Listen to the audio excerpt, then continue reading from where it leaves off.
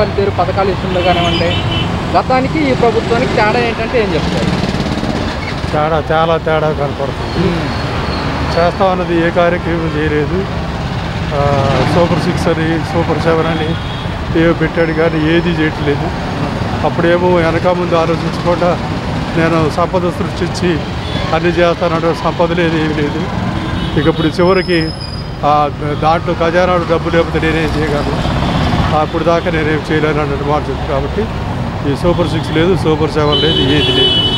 ఇక ఇట్లాగే బాధపడుతూ ఏది చూసినా రేట్లు మట్టుకు అధికంగా ఉంటున్నాయి కానీ వాటి గురించి ప్రస్తావన లేదు. మ్యాక్సిమంగా అన్ని విషయాల్లో కూడా పక్కన పడేసి అమరావతి రాజధాని తప్ప ఈ రాష్ట్రం మొత్తం మీద ఒక రాజధాని తప్ప ఏది సమస్య లేనట్టుగా ప్రవర్తిస్తున్నారు. చాలా దారుణంగా ఉంది ప్రభుత్వం.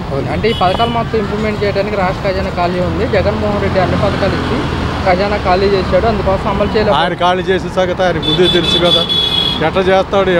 చేసినప్పుడేమో శ్రీలంక అవుద్ది, లేకపోతే జపాన్ అవుద్ది ఇదో అని చెప్పాడు. మరి అన్నీ చెప్పేసి కళ్ళబోలి మాటలు చెప్పేసి ప్రభుత్వంలోకి వచ్చినాక ఏది చేయకపోతే ఏం సుఖం చెప్పండి. మామూలుగా పేదవాడు కడుపున అన్నం తినే పరిస్థితి లేకుండా అయిపోతే ఏది చూసినా ధరలు అధికంగానే ఉన్నాయి. మరి ఆ సూపర్ 6లో అమలు చేస్తే మరి విద్యార్థులు చదువులు ఫీజులు కట్టలేక రోడ్లు పడి కూలిపల్లి పోతున్నారు. ఎంటెక్ బీటెక్ చదివేవాళ్ళు పోయి కూలిపల్లికి బస్తాలు మోస్తున్నారు. ఫోటోల్లో చూస్తూనే ఉన్నాం. చాలా అధ్వానంగా ఉంది పరిస్థితి.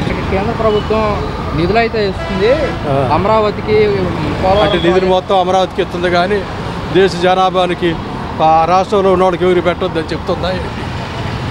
అమ్మ పోలవరం చూస్తే నేను వస్తే తెల్లారిపాటికి అయిపోద్దని చెప్పాడు. పోలవరం ఏమవుతుంది? అది పోలవరం ఇక 10 ఏళ్ళు 20 ఏళ్ళు ఇంతే ఉంటుంది. ప్రభుత్వం మారేదిగా ప్రతిదానికి అరాచకాలు సృష్టించేసి గొడవలు చేసి పాడలేని అరాచకం అది కాదు. కక్ష సాధింపు చర్యలు వద్దు. జగన్ తప్పు చేశాడు, ఉప్పు చేశాడు, ప్రభుత్వం తొక్కన పెట్టేశారు. నువ్వు మెరుగైన పరిపాలన చేసి జనాభినందన పొందాలదే మేము కోరుకుంటున్నాం.